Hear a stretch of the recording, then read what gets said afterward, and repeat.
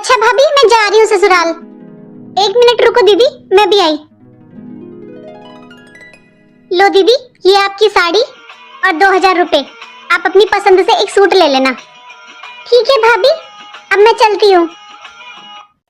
अंजलि, क्या दिया तेरी भाभी ने तुझे विदा में? क्या देंगी मम्मी वो? वही हमेशा की तरह एक सड़ी सी साड़ी और 200 रुपए।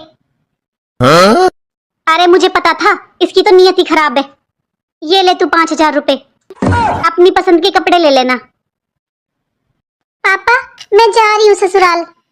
अच्छा बेटा, बेटा तूने कुछ ले लिया? तेरी मम्मी ने, भाई ने तुझे कुछ दिया है? हाँ जी, दिए हैं ना, तुम्हारी बहू ने 100 रुपए मेरी बेटी को।